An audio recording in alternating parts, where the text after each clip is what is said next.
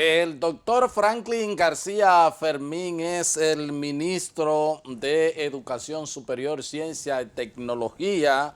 Ha sido pues el rector de la Universidad Autónoma de Santo Domingo, por supuesto alto dirigente del Partido Revolucionario Moderno, y agradezco de corazón que el doctor con tanta ocupación pues haya tenido la gentileza de venir acompañarnos en este programa. Saludos, doctor, ¿cómo anda Mucho todo? gusto, un placer. Cómo no, la salud, todo bien, ¿verdad? Siempre. Eh, Muy si- bien, muy bien. Siempre es lo que hay que cuidarse, y Hay mucho que, más en tiempo de pandemia, ¿verdad que sí? hay que cuidarse. Bueno, a 9 meses ya de usted asumir conjuntamente con, bueno, pues su partido, la dirección del Estado, en el caso suyo, el Ministerio de Educación Superior, Ciencia y Tecnología, en una situación de calamidad mundial y por supuesto de calamidad nacional por el tema de la pandemia del COVID-19. ¿Qué ha hecho para que pues la nave de la educación superior se mantenga funcionando? Sí. Bueno, la verdad que el mundo cambió y la educación superior fue también terriblemente impactada por esta pandemia, la COVID-19. Cuando llegó a República Dominicana en marzo, mediados de marzo, que se cerró el país, debimos de pasar de la presencialidad casi total, muy pocas universidades tenían docencia virtual, a la virtualidad 100%, Total. total. Y eso implicó un gran sacrificio en todo el sentido de la palabra para las universidades y para el regulador del sistema, que es el Ministerio de Educación Superior, Ciencia y Tecnología. Cuando nosotros llegamos, pues evidentemente que encontramos una situación anormal en la educación superior. Y no voy a hablar de la educación preuniversitaria, que todos sabemos que ha sido también un asunto altamente complejo, complicado.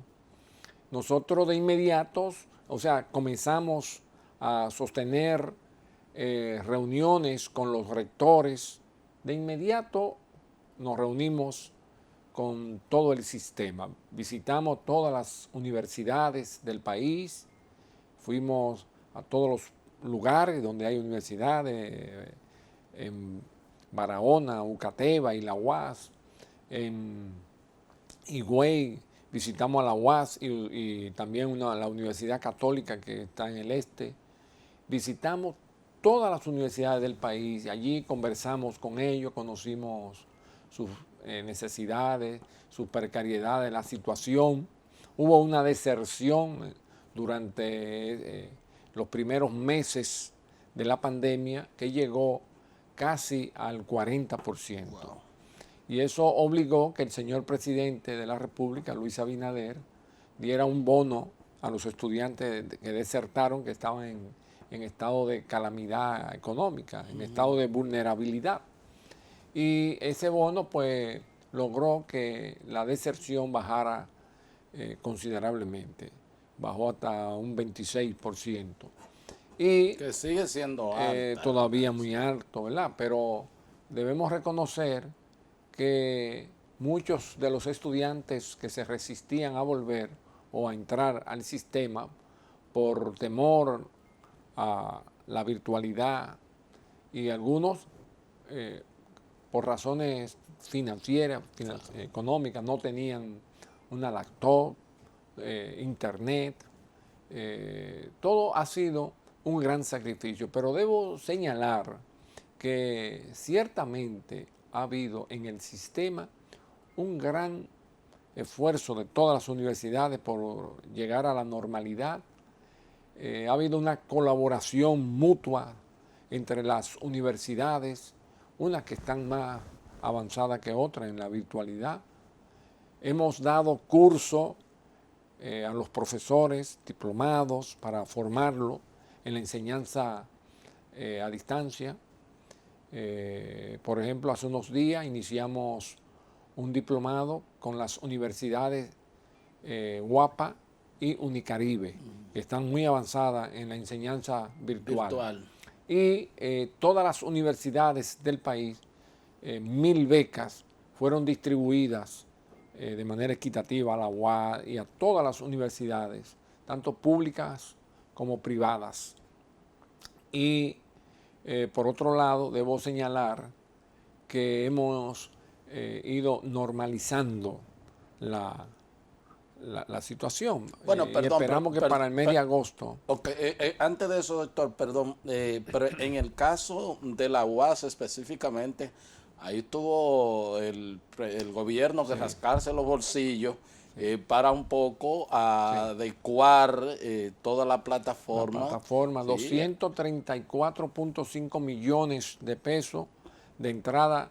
En los pocos días ya el gobierno de Luis Abinader instalado, recordemos que visitó a la rectoría de la Universidad Autónoma de Santo Domingo y allí hizo la entrega de los 234 millones. Después le dio una ayuda especial de 30 millones de pesos para pagar a los profesores, que hubo que aumentar el número de secciones de manera muy progresiva, y el gobierno financió ese pago con un adicional de 30 millones de pesos. También le dio una ayuda para la construcción del centro de La Vega, de casi 40 millones, a San Francisco de Macorís, 32 millones de pesos. Es decir, que a pesar de la crisis y de la situación difícil en la que se encuentra el gobierno y las recaudaciones que se cayeron, el gobierno de Luis Abinader ha apoyado a la UAS. Así también lo ha hecho con otras universidades. En UCATESI, la que está en La Vega, la Universidad Católica, el presidente le dio una ayuda para concluir sus edificaciones de 68 millones de pesos. Igualmente le dio una ayuda a la Universidad Nordestana, que está en San Francisco de Macorís, que también es de la Iglesia Católica, de 23 millones de pesos. Y así hemos ido apoyando con otras medidas, cuestión de que una sola universidad de la República Dominicana no cierre su puerta.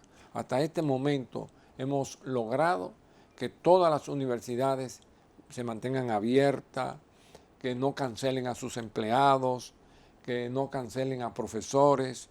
En fin, han estado trabajando y manteniendo en ese sentido con cierta normalidad. Don Héctor, yo puedo decirle que... ¿Cuál es, perdón, profesor, más o menos la comunidad universitaria ahora mismo? ¿Como cuántos estudiantes estamos hablando? Bueno, en términos normales teníamos 600.000 estudiantes universitarios, tanto de grado como de posgrado en el país. Yo creo que en este momento, no tengo el número exacto, pero debemos andar por una deserción de un 20%. Okay. Sí. Tomando en cuenta, por ejemplo, la UAS, que normalmente tiene 225.000, pero siempre tiene una deserción de un 10, un 12, pero ahora debe andar cerca de un 20. De un 20. En la UAS, por ejemplo. Pero hay universidades que hay que reconocer que la deserción ha sido mínima. ¿Cuáles son esas universidades? Las universidades de la clase media alta. UNIBE, INTEC, UNAPET. La deserción anda entre un 3 y un 5. Pero quizás otra... La de tarifas populares, sí, en el caso de las privadas, OIM, UTESA y otras, son las que han tenido en la mayor deserción. Lógico, y es entendible, sí, porque ahí es una clase media baja. Que trabaja, muchos han perdido sus empleos, entonces claro, han tenido que abandonar. Otros lo han hecho bueno, no quieren la virtualidad, pero la virtualidad ya vino para quedarse. Claro. O sea que vamos a tener un sistema híbrido. Ya va a ser difícil volver 100% a la presencialidad. No hay nada tan malo que no traiga algo bueno. Eso va a ser lo bueno, sí, ¿verdad? Que nos va Ya las universidades no tendrán que tener tantas aulas como era necesario antes. Y evidentemente que la virtualidad va a ayudar mucho a masificar la enseñanza. Muchas de las universidades extranjeras están dando su clase virtual Claro. en, en- en- en los posgrados, la Está muy maestría, avanzado en doctorado. eso, antes de la Sí, pandemia. sí. ¿Cómo no? ¿Cómo no? Profesor, entonces, Ah, ¿cuánto usted entiende que se podría disponer una apertura que ya los estudiantes puedan asistir a la docencia, tomando en cuenta que ya se ha hecho un ensayo de que para este martes los estudiantes de la educación preuniversitaria y opcionalmente, ¿verdad? Pueden ir a las escuelas ya a nivel general, ¿verdad? Obviamente también va a estar la semipresencialidad. En el caso de la educación superior, ¿para cuándo usted entiende que se puede convocar a los muchachos de la UAS, de Pucamaima, de UNIBE, de INTEC, de todo, ya pueden ir a recibir la educación presencial? Bueno, Porque también nada sustituye, aunque hay un contacto entre el profesor y el estudiante en la virtualidad, pero sí, para sí. nosotros lo que No, que ¿verdad? nos formamos, nos Sí, criamos, sí, la experiencia que tenemos sí, es la la presencialidad. presencialidad. Estar en la virtualidad 100% es duro. Es duro, es duro. Bueno, mira, nosotros nos reunimos con todos los rectores de las universidades, porque siempre hemos tomado muy en cuenta la consideración Claro. de las autoridades universitarias. Y siempre lo estamos consultando y analizamos con ellos las medidas que vamos a tomar y las que hemos tomado. Por ejemplo, ya hay prácticas que es presencial. Odontología, medicina, no todas, algunas prácticas. Y, por supuesto, cumpliendo con protocolos que establece la autoridad sanitaria del país, porque no queremos tampoco cometer errores. Y hemos visto que en estos días ha habido un rebrote, ¿verdad? Sobre Un todo en el mayor Gran número Santo Domingo. de gente que se ha contaminado y otros que han muerto a consecuencia de esta fatal enfermedad, esta pandemia. Nosotros, en la vista que tenemos escalonada, tenemos previsto para agosto reabrir, pero no, por supuesto, el 100%. Habrá un sistema híbrido, porque hay que cumplir protocolos, cuidados, ¿verdad? Entonces, no todas las secciones serán híbridas. Habrá híbrida, es decir, semipresencial, es decir, una parte de los alumnos cumpliendo el distanciamiento, Sí. la adecuación del lugar, del espacio, que hay que tomar muy en cuenta que sea un espacio que no esté contaminado Sí. o que hay que descontaminarlo o evitar que se contamine, porque entonces si se contamina podría, Sí, ¿verdad? claro. Propagar la enfermedad. Entonces, una parte estará presente y otra parte estará virtual, en su casa, como si estuviera en el aula, puede participar. Ese es lo que se llama el sistema híbrido. Híbrido. Algunas secciones que no sean muy numerosas, porque hay secciones en las universidades que tienen 10, 15 estudiantes, esas pueden desarrollarse de manera presencial. Como para el mes de agosto esperamos que una parte ya mayoritaria de los dominicanos estén vacunados, pues hay que ir monitoreando cómo se va desarrollando esta enfermedad, si disminuye la contaminación, para ir abriendo en la medida de los resultados que dan las autoridades. Ahora mismo, en este momento, hay 2.500.000 personas vacunadas, o algo más de 2.500.000. Nosotros, si sigue el ritmo, yo espero que para el mes de agosto estén vacunados más de 700.000, digo más de 7 millones de dominicanos. Que es casi la inmunidad del rebaño. Sí, ya ahí va a haber una vacunación más amplia. O sea, ahí van a estar estudiantes, profesores, personal, empleados, sí, todo el mundo vacunado. Sí. Y hay que tratar, por supuesto, que la mayoría de los profesores, que yo creo que ya en este momento una parte muy importante están vacunados, y una parte estudiantes de los jóvenes, de los estudiantes, pues mayoritariamente estén vacunados. Y evitar que los que no están vacunados no asistan a las aulas. Cuestión de evitar la propagación. Yo creo que vamos a marchar bien. El gobierno en ese sentido ha hecho un gran esfuerzo.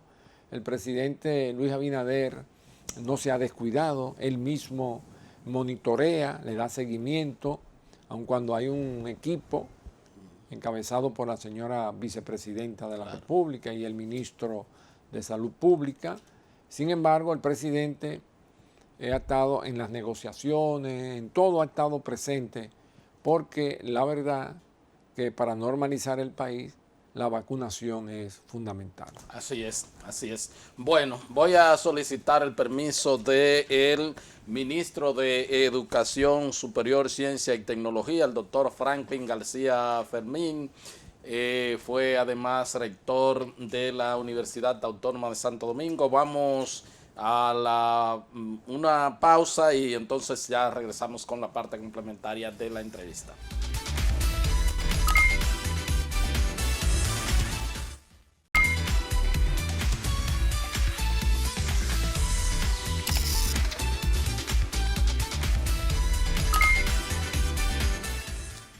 Continuamos con esta entrevista con el doctor Franklin García Fermín. El doctor García Fermín es el ministro de Educación Superior, Ciencia y Tecnología. Además, fue rector de la Universidad Autónoma de Santo Domingo, un reconocido académico, alto dirigente del Partido Revolucionario Moderno. Doctor, creó una situación de un poco pues preocupación en los distintos sectores, en varios sectores de la sociedad, el hecho de una resolución con respecto a los estudiantes de educación, que bueno, pues que si se estaba quitando algunas exigencias. Finalmente, ¿en qué ha parado eso? Sí. ¿Y cuál es la estrategia para mejorar la formación de los maestros para que repercute en mejor calidad de la educación preuniversitaria? Correcto. Tú te refieres a la normativa 0915. Así es. Sí, nosotros cuando llegamos al ministerio encontramos un malestar en muchas de las universidades del país que tenían quejas. Y la primera fue la Universidad Autónoma de Santo Domingo, la cual tiene cerca de 40.000 estudiantes de educación. Y allí nos informamos que la Universidad Autónoma de Santo Domingo, su facultad, pues ya tiene una facultad más 8 escuelas de educación. Cerca de 40.000, como dije, estudiantes estaban fuera de la normativa, o sea, no se acogieron a la normativa. Entonces eso hay que resolverlo. De ahí que le solicitamos a la OEI, que es una organización de educación, a la EOI, de educación, un grupo iberoamericano, ¿verdad? que tiene que ver con educación, le solicitamos la realización en el país de un estudio de la situación que tiene que ver con la normativa, con la selección, con la formación de maestros, que todos estamos de acuerdo que cualquier cambio o cualquier reforma o modificación, perdón, que se le haga a la normativa, tiene que tener como centro la calidad de los maestros. Es el interés del país. Ahí es donde hay un déficit muy grande en el país, en los maestros, las deficiencias de muchos de ellos. Y tenemos que formar maestros al más alto nivel. Claro, tomando muy en consideración la realidad, ¿verdad? Somos dominicanos y la normativa tiene que reflejar eso. No puede hacerse al margen de la República Dominicana. La normativa no puede ser para los franceses o para los alemanes, es para los dominicanos. Bueno, pero no hay de parte del ministerio ni de parte mía como ministro ningún interés de cambiar nada que no sea lo que el país requiera y también fruto del mayor consenso. No vamos a imponer, nuestra línea no ha sido en el ministerio imponer nada. Por eso siempre consultamos a los actores del sistema. ¿Quiénes son? Las universidades, los rectores y sus autoridades, sus profesores, sus empleados, sus alumnos, los alumnos. Es consultar a todo el mundo. O sea, en esa normativa todos los rectores de las universidades se tuvieron de acuerdo. Sí, todos estamos de acuerdo que tenemos que sentarnos. Los expertos están haciendo los estudios. Okay. En los próximos días estaremos recibiendo de la OEI los resultados del estudio. Okay. Un estudio muy amplio, es una organización de mucho prestigio. Lo dirigió un ex rector de INTEC, el estudio, Miguel Escala. Okay. Y un grupo de expertos nacionales e internacionales, Zahira Vargas, en la parte antropológica y otros expertos, y expertos en educación, siempre pensando que la educación hay un déficit, hay un problema en el país, y eso tenemos que mejorarlo. Y nosotros, pues, estamos en la apertura de que todos los sectores de la vida nacional participen en ese debate y sobre todo los que forman parte de la comunidad educativa. Y después llevar cualquier realidad al Consejo, al seno del Consejo de Educación Superior, Ciencia y Tecnología, que es el último órgano que debe tomar cualquier decisión. Sí, hay que tomarla, ¿verdad? No. Entonces, mientras tanto la normativa... No, se mantiene todo normal, se siguen aplicando las pruebas, el POMA, que es una de ellas, la PAAA, que son pruebas con estándares extranjeros, pero se mantienen y se siguen aplicando.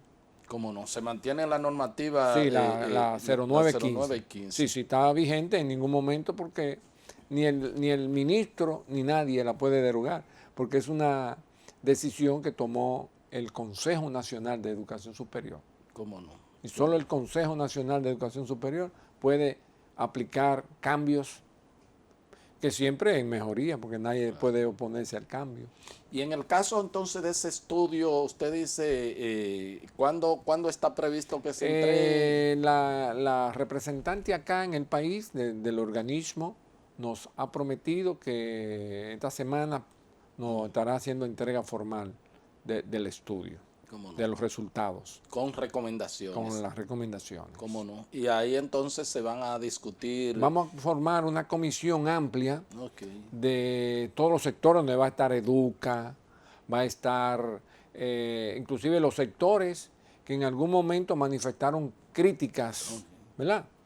La Academia de Ciencia, expertos en el área, Inicia, por ejemplo, el Ministerio de Educación Superior a través de sus viceministros y otras instancias que tienen que ver, por supuesto, con educación como el IFODOSU, INAFOCAN.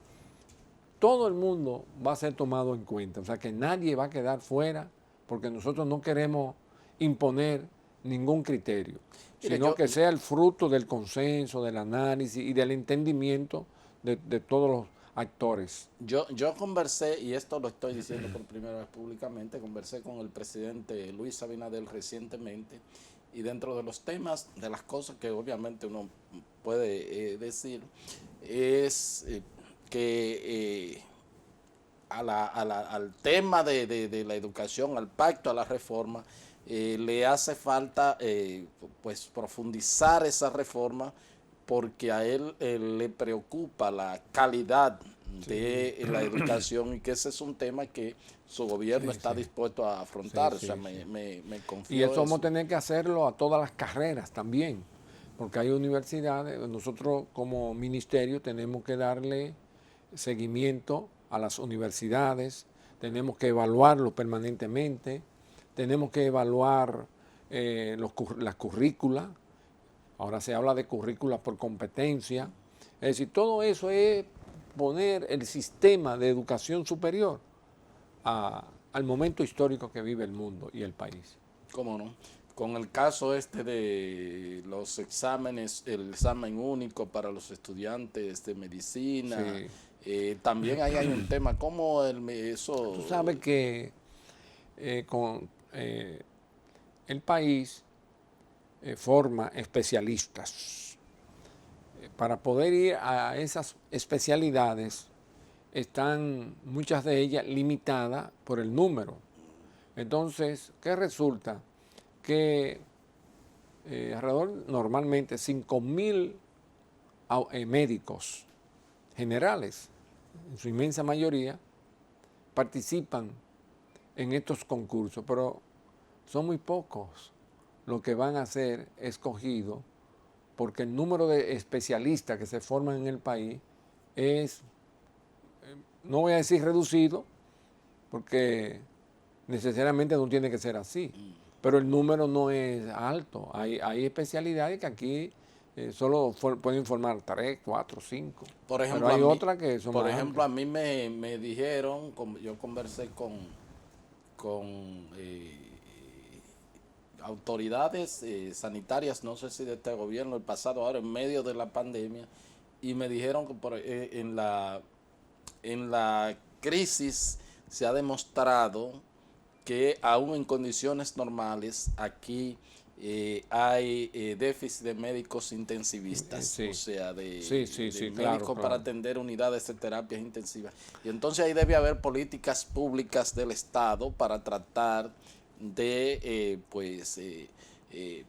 corregir esa situación. Me dijeron otra especialidad, creo que la otorrinolaringología, parece que hay muy pocos médicos, sobre todo en el interior es muy escaso la cantidad de médicos que hay y eso también se debe. ¿Cuál es la estrategia? Tú sabes que nosotros tenemos las becas internacionales. A través de las becas internacionales enviamos a muchas partes del mundo a formar especialistas. Muchos de esos son los que no pueden entrar aquí, que acceden a las... Y por supuesto deben ser los mejores por los índices. Pero yo pienso que debe haber una estrategia nacional en ese sentido, por tu pregunta que es muy correcta. Yo te voy a poner el ejemplo. Hay aquí localidades del país que no hay especialistas. Entonces tú tienes que venir a Santo Domingo, a la capital, como le decimos. O tienes que ir a las grandes ciudades, Santiago, San Francisco, Macorís. Con todo lo que eso implica para gente pobre, para gente con precariedades, si tiene su tierrita, hipotecarla o venderla, o qué sé yo cuánto, hacer un lío. O en esos hospitales públicos del interior, o en las clínicas donde se dan las primeras atenciones, allí no hay, normalmente lo que hay son médicos generales, no hay internistas.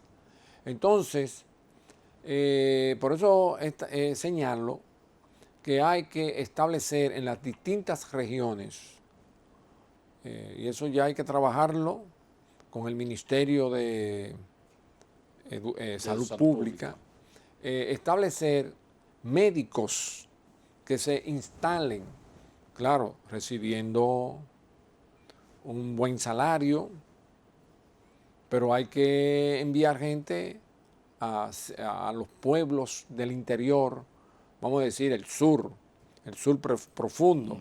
Tenemos que tener especialistas en Barahona, a todos los niveles, en San Juan de la Maguana.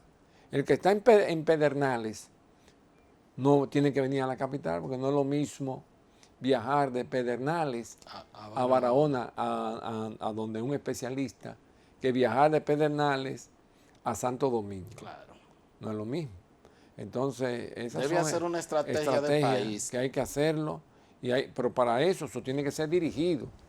Claro. O sea, para usted motivar que un especialista se vaya a trabajar. Crear las condiciones. Crear las condiciones, y lo primero que hay que darle incentivo. Claro, ¿no? Así es. ¿Cómo vamos con el tema de las becas nacionales e internacionales? Sí, mira, a partir de mañana, lunes, vamos a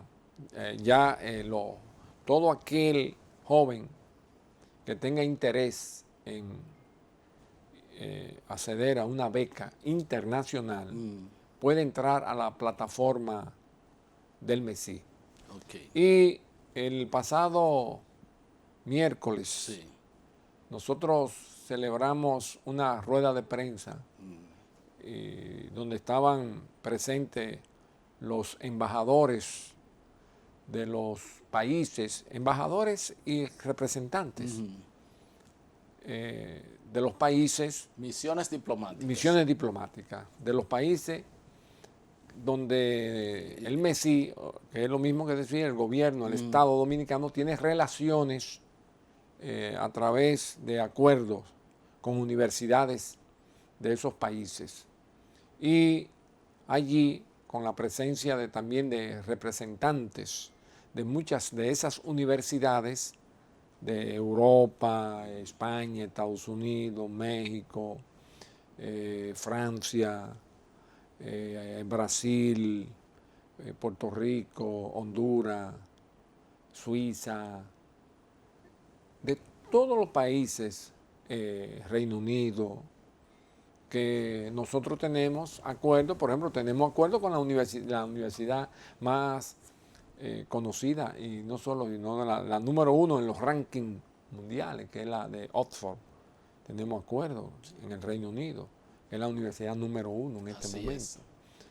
Para nosotros enviar, claro, ellos no le dan entrada a todo el mundo.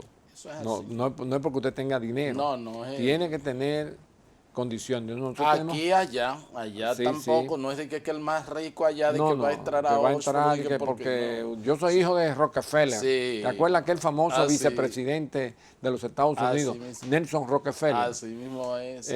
Usted no puede ir porque es hijo de Rockefeller. No. O hijo del presidente de tal o cual país, o de los Estados Unidos. Ahí es índice académico. Índice. Sí, calidad. Sí, así sí, mismo sí. Esas son las normativas.